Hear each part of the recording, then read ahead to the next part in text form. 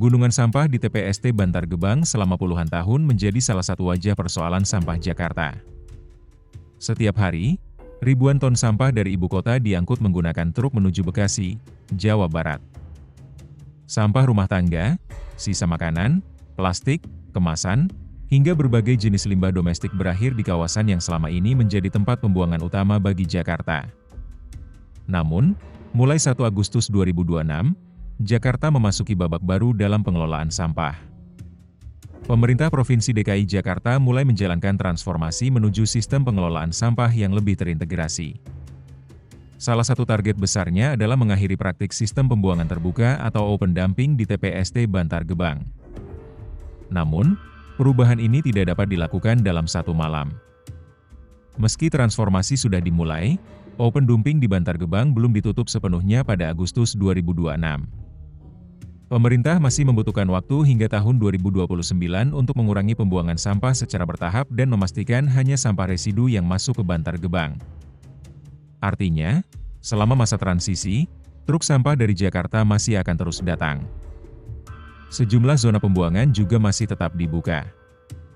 Lalu, mengapa open dumping tidak bisa langsung dihentikan? Bagaimana sistem pengelolaan sampah di Bantar Gebang akan diubah? Dan jika nantinya Bantar Gebang hanya menerima sampah residu, kemana sebagian besar sampah Jakarta akan dialihkan?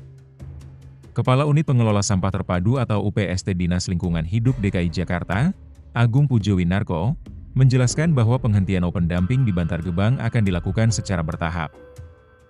Target akhirnya adalah pada tahun 2029. Pada saat itu, pemerintah berharap seluruh sampah Jakarta sudah dapat dikelola melalui berbagai fasilitas pengolahan. Sementara TPST Bantar Gebang hanya menerima sisa pengolahan atau residu. Dengan kata lain, Bantar Gebang tidak lagi menjadi tempat tujuan utama bagi seluruh sampah Jakarta. Namun, untuk mencapai kondisi tersebut, Jakarta harus membangun dan mengoptimalkan sistem pengelolaan sampah dari hulu hingga hilir. Saat ini, sebagian besar sampah Jakarta masih bergantung pada Bantar Gebang. Karena itu, penutupan secara mendadak berpotensi mengganggu pelayanan pengangkutan sampah. Jika sampah tidak dapat diangkut dan diolah, persoalan baru bisa muncul di berbagai wilayah Jakarta. Sampah dapat menumpuk di permukiman, tempat penampungan sementara, pasar, hingga ruang publik. Karena itu, pemerintah memilih pendekatan bertahap. Berdasarkan peta jalan pengelolaan sampah Jakarta, porsi sampah yang masih ditangani melalui sistem open dumping akan terus dikurangi. Saat ini, angkanya masih berada di kisaran 70%.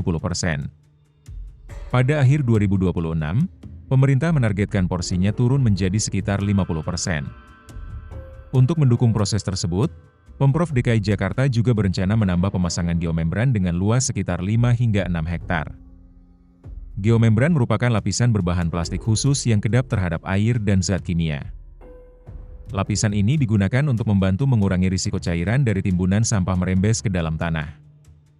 Langkah tersebut menjadi bagian dari upaya memperbaiki pengelolaan kawasan pembuangan selama masa transisi. Pada 2027, porsi open dumping kembali ditargetkan turun hingga sekitar 33,56%.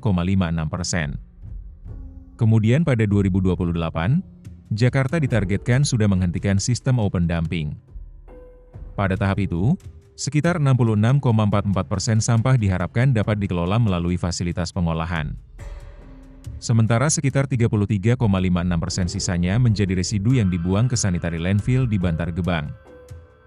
Target tersebut menunjukkan bahwa perubahan di Bantar Gebang bukan sekadar menutup satu area pembuangan. Transformasi ini berkaitan dengan perubahan sistem pengelolaan sampah Jakarta secara keseluruhan.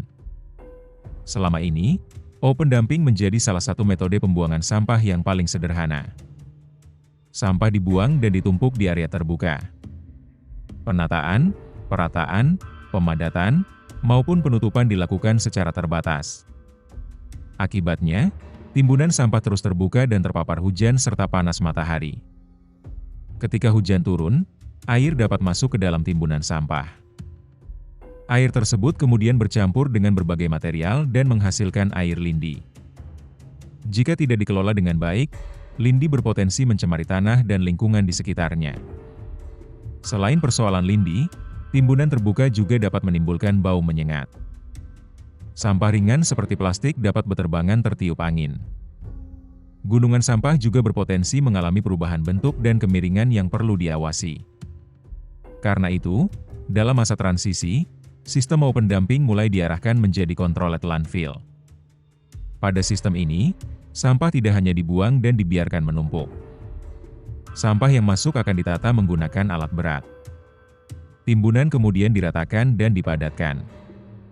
Setelah itu, area akan ditutup menggunakan material pelindung, termasuk geomembran. Tujuannya adalah mengurangi masuknya air hujan ke dalam timbunan. Penutupan juga diharapkan dapat membantu mengurangi bau. Selain itu, sampah tidak mudah berterbangan dan kondisi lereng gunungan sampah dapat ditata lebih baik.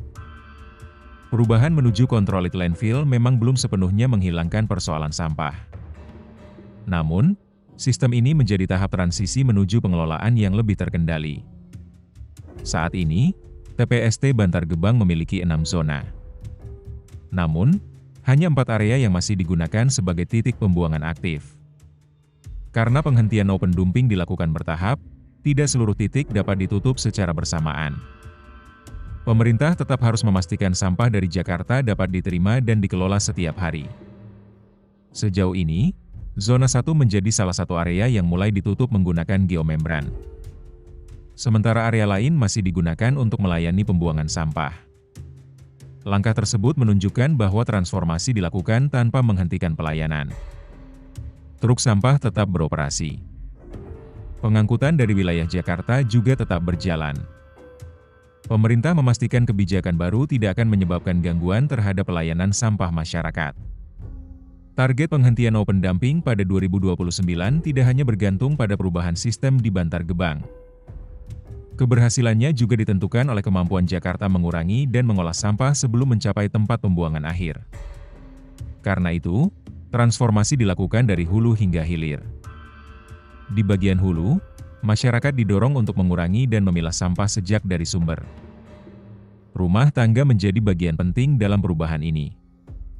Sampah organik, plastik, kertas, dan jenis sampah lainnya memiliki karakteristik berbeda. Jika seluruh sampah dicampur sejak dari rumah, proses pengolahan menjadi lebih sulit. Sebaliknya, pemilahan dapat membantu meningkatkan peluang pemanfaatan kembali. Sampah organik dapat diolah menjadi kompos atau produk lain. Sementara sebagian material anorganik dapat masuk ke proses daur ulang. Pada tahap tengah, pemerintah berencana meningkatkan kapasitas berbagai fasilitas pengolahan. Salah satunya melalui tempat pengolahan sampah reduce, reuse, recycle atau TPS 3R. Fasilitas ini diharapkan dapat membantu mengurangi volume sampah yang harus dibawa ke Bantar Gebang. Selain itu, terdapat pengembangan fasilitas Refuse Derivative Fuel atau RDF. Melalui teknologi RDF, sampah tertentu dapat diolah menjadi bahan bakar alternatif. Dengan demikian, sampah tidak seluruhnya berakhir sebagai timbunan. Namun, perubahan sistem tidak hanya membutuhkan pembangunan fasilitas. Perubahan juga memerlukan partisipasi masyarakat. Jika pemilahan tidak berjalan, fasilitas pengolahan dapat menghadapi kendala. Jika volume sampah terus meningkat, kapasitas pengolahan juga harus terus ditambah. Karena itu, pengurangan sampah dari sumber menjadi bagian penting dalam target menuju 2029.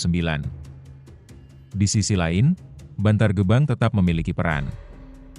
Ketika sistem pengolahan sudah berjalan lebih optimal, masih akan ada sampah yang tidak dapat dimanfaatkan atau diolah. Sampah inilah yang disebut sebagai residu.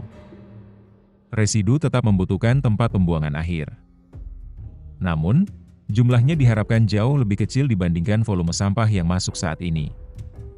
Dengan perubahan tersebut, Bantar Gebang diharapkan tidak lagi menjadi tempat penumpukan seluruh sampah Jakarta. Kawasan ini akan berfungsi sebagai lokasi pengelolaan residu dengan sistem yang lebih terkendali. Transformasi pengelolaan sampah Jakarta memasuki tahap yang tidak mudah. Penghentian open dumping di Bantar Gebang memang sudah dimulai. Namun, prosesnya tidak dapat dilakukan secara instan. Jakarta masih membutuhkan waktu hingga 2029 untuk membangun sistem pengelolaan yang lebih terintegrasi. Selama masa transisi, pengangkutan sampah dari Jakarta tetap berjalan. Sejumlah titik pembuangan di Bantar Gebang juga masih dibuka. Namun, sistem pengelolaannya mulai diubah. Dari sampah yang ditumpuk secara terbuka, menuju pengelolaan yang lebih tertata melalui controlled landfill. Ke depan, keberhasilan program ini tidak hanya bergantung pada penutupan area pembuangan. Kuncinya juga berada di hulu. Mulai dari pengurangan sampah, pemilahan di rumah, peningkatan fasilitas TPS 3R, hingga pengembangan teknologi RDF. Target akhirnya adalah memastikan hanya sampah residu yang masuk ke Bantar Gebang. Pertanyaannya, apakah fasilitas pengolahan di Jakarta dapat dibangun sesuai jadwal? Apakah masyarakat siap mengubah kebiasaan dalam mengelola sampah? Dan mampukah Jakarta mengurangi ketergantungannya terhadap Bantar Gebang? Jawabannya akan menentukan apakah target penghentian open dumping pada 2029 dapat benar-benar tercapai.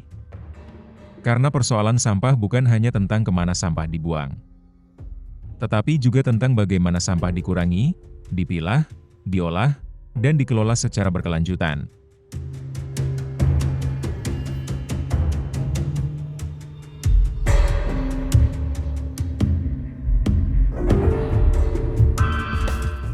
Keputusan bisnis terbaik datang dari data, bukan tebakan. Mudah berlangganan Business Insight dengan subscribe with Google.